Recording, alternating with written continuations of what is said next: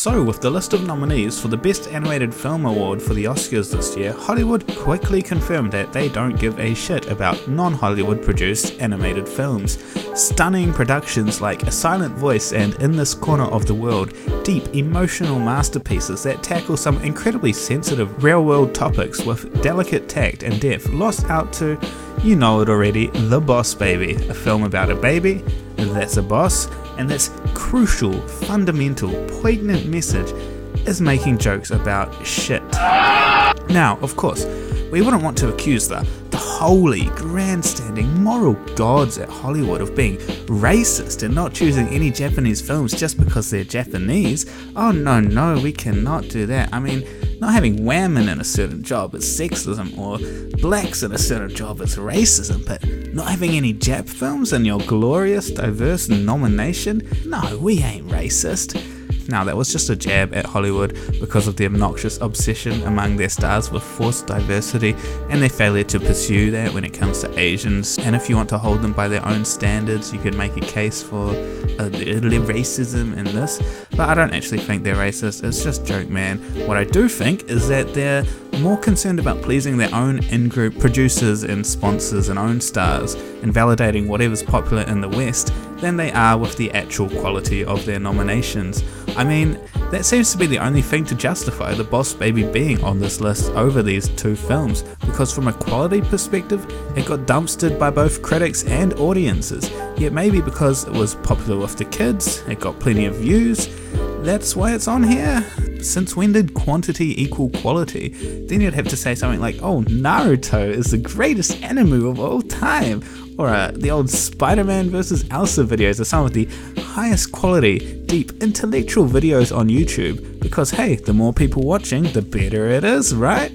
That definitely proves that Jake Paul is the most high quality, family friendly world tourism vlogger ever to be created, doesn't it? But no, this shows the Oscars clearly don't care about quality, they care about quantity and circle jerks.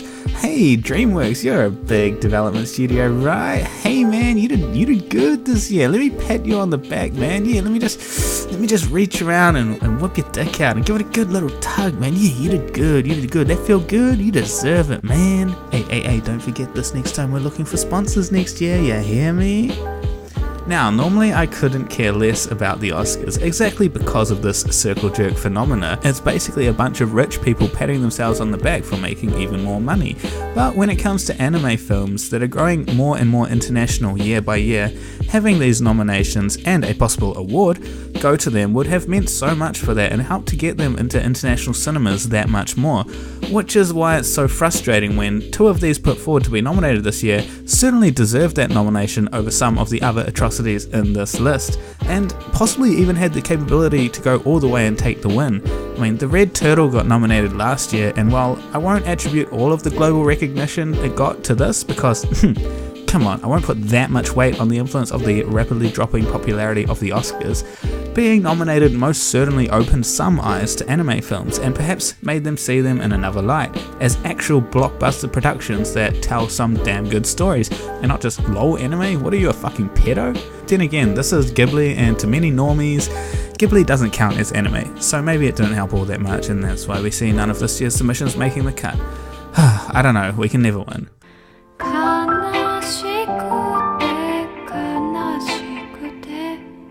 One of the films put forward for nomination was, of course, In This Corner of the World, which told a humble story of appreciating the simple life, the joys of human company, nature, and just being alive, as well as telling a historically accurate tale of the brutal conditions of living as a civilian in World War II during the air raids on the Japanese towns. It was so refreshing in the current age of technology that seems to have created a rampant general dissatisfaction with just existing, because what we have is never enough in this consumerism culture of always needing more and more and more. The ant scene really swept me up into the film because it made me uncomfortably aware that the me now couldn't care less about a string of ants on the ground, where they're going or what they're doing. It made me realize how dead that childhood curiosity is and the drive and appreciation for the little things in life that I used to have as a child. It made me mourn for that because I really did used to have those feelings, but now they're frankly just dead.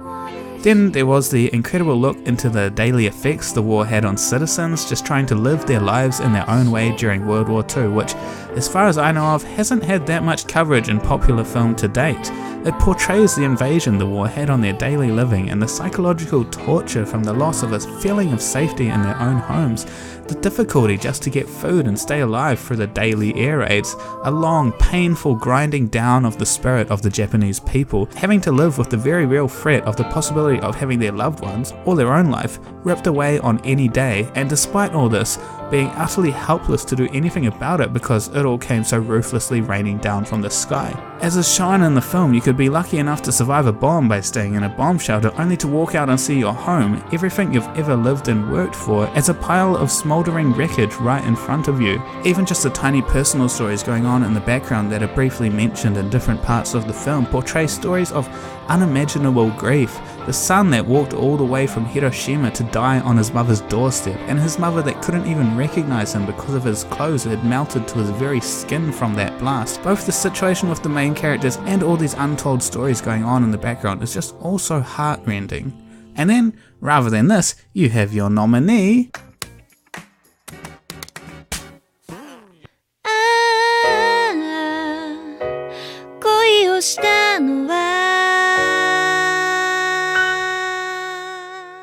It's a similar case with A Silent Voice, which tells an incredibly touching story of coming to accept yourself despite your flaws, whether that be because you have a physical disability that you can't help but see as a burden to everyone around you, or because you've done terrible things in the past as a naive child craving for attention and are forever trying to atone for the hurt you inflicted on somebody because of this. Along the way, suicide is a recurring theme that rears its ugly head when the characters are at the losing end of their fight for self-acceptance, and the effects this has on the person themselves and the relationships with all the people around them are, well, pretty damn emotional. One of the greatest things about this film is its commentary on living with a disability. It offers such a unique perspective into this real-world issue, showing the heartbreak of a child growing up with something like this, just trying to fit in when they're so different from everyone else and are forced to rely on others that, as children naturally are much too self-centered to be reliably lent on for help. It explores the self-loathing that can develop from this as the person views themselves as a burden to everyone around them because of their deviance from normalcy, and despite whatever they can manage to do for themselves, they'll almost always have to rely on at least something other than their own 2 feet, simply because of the body they were born into. Then it further develops this and shows the journey people like this can take, which seems to lead to one of 2 places: misery and an inability to accept being like this, or eventual acceptance of it and a perspective shift away from being a burden and just rather uniquely different and learning to live with themselves. These themes of self-hatred, learning to forgive yourself and love yourself for who you are, and learning to live again after feeling like your world has stopped, are developed so tenderly with such care to the sensitivity of these emotions that it really is a moving, motivational film that I think can have some significant real-world effects on people going through these problems. And then, rather than this, you have your nominee. Now, do I think for 1 second Boss Baby is actually going to win? No, I mean, look at the last few years of winners. Disney, oh, Disney again, oh god, Disney, you're so good. We just spontaneously ejaculate at the sight of you showing up to take your Oscar. Now, I haven't seen Coco, but it's Disney, and it's got good reviews, so it's probably half decent, and that combination is probably all it needs to win. Regardless, at the very least, Boss Baby should not be on this list. One of these films should be, and if they were, maybe they could contend with Disney. Last year, Disney still beat Your Name with Zootopia's not subtle at all shoehorning of diversity in the form of animals rather than races, but well, despite being the most popular animated film of all time, Your Name does have some significant valid criticisms levied against it that they could use as an excuse not to give it the award. Do I think Zootopia is better than Your Name? Hell no, but I can see how Your Name lost with all the odds already stacked in favour of Disney. What I think is different is that these 2 films carry so much real-world meaning behind them. In this corner of the world carries a nuclear ton of historical weight behind it, and offers a unique perspective that hasn't got much acknowledgement in film before, and A Silent Voice tackles some potent issues affecting society today, with the rise of suicide statistics across the developed world, and shows what the journey to self-acceptance and the way out of the rut that people can get themselves into looks like. And so because of this weight that impacts so fundamentally on real-world issues, I think that should be able to carry them all the way to the win, because they transcend just being entertainment and have an actual meaningful effect on the world. Rather than that, just toilet jokes.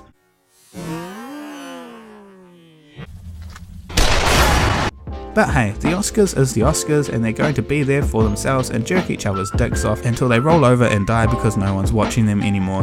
It's a dying ceremony with viewerships already dropping rapidly, and if they don't change it up and expand a bit and get over themselves a lot, then it will continue to die a slow, sad death and fade into obscurity. I just wish that while it was still fairly prominent, it could help promote the internationalization of blockbuster anime films and give them some of the recognition and validation they deserve as the high quality pieces of art that they are.